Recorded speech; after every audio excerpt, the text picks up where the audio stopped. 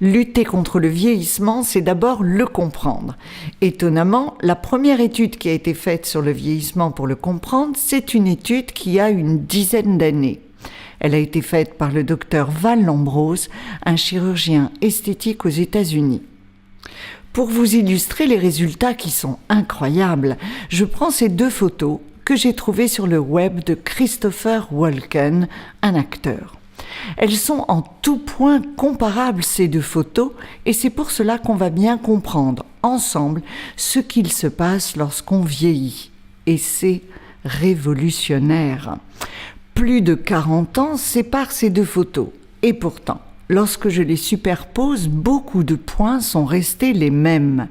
Regardez, la ligne des cheveux n'a pas bougé. Le menton est toujours au même endroit. Et pour les repères des yeux, eux aussi, ils n'ont pas bougé. C'est pour cela que cette photo va pouvoir nous enseigner ce qui s'est passé sur ce visage et ce qui se passe sur tous les visages. Première chose qu'on a démontrée dans cette étude, c'est que la peau, non seulement ne s'étire pas et ne s'allonge pas, mais, et c'est incroyable, elle ne tombe pas. Étonnamment, tous les repères qu'on a pour visualiser un mouvement vers le bas sont contradictoires avec une retombée de la peau. Regardez, si on prend la jonction entre la joue et la paupière, c'est cette jonction ici avec ma petite flèche, et bien avec le temps, elle n'a pas bougé. Pareil de l'autre côté. Et encore mieux, lorsqu'il était jeune, Christopher Walken avait un début de petite poche.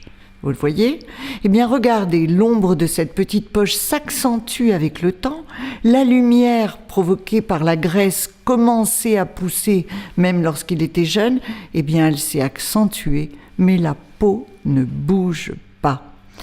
Les seuls endroits où le docteur Val Lambrose a reconnu qu'il y avait un mouvement descendant de la peau et donc un excédent de peau à corriger sont, premièrement, la lèvre supérieure. Regardez, il y a un allongement de la lèvre supérieure de la peau au-dessus de la lèvre qui est mesurable en centimètres sur Christopher Walken. Le deuxième endroit où la peau s'allonge, c'est au niveau des sourcils. Pas sur lui, mais sur d'autres personnes, oui, et il faudra très souvent le corriger. Alors, qu'est-ce que ça veut dire ? La peau ne bouge pas ? La peau ne s'allonge pas ?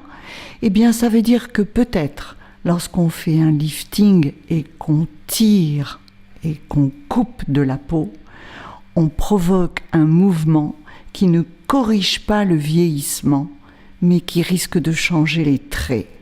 En fait, le vieillissement, ce n'est pas un mouvement de haut en bas, comme on peut le croire, mais un mouvement de dedans en dehors. Regardez cette petite poche de graisse. Eh bien, avec le temps, on croit qu'elle est sortie. En fait, elle n'est pas sortie, elle est restée au même endroit, mais la peau s'est enfoncée tout autour de la poche. Autre exemple, les bajoux. Regardez, en arrière des bajoux, il y a un enfoncement qui, comme vous le voyez, existe des 2 côtés. Et puis le menton, le menton, il s'est aussi creusé. Regardez, comme il y a un creux devant les bajoux et un creux derrière les bajoux, eh bien on a la fausse impression que les bajoux sont tombés et on croit que la peau se relâche. Alors on résume, peu de mouvements, très très peu de mouvements de la peau, sauf sur les lèvres et sur les sourcils. Là, il y a un relâchement, oui, qui peut être corrigé par la chirurgie sans modifier les traits. Par contre, certaines chirurgies qui tirent vraiment sur la peau, elles ne sont pas anti-vieillissement, elles sont modificatrices et ce n'est pas forcément ce que l'on désire. Eh bien voilà, je vous laisse sur ces 2 photos, sur cette réflexion, et j'espère qu'on saura se battre contre le vieillissement intelligemment. À bientôt!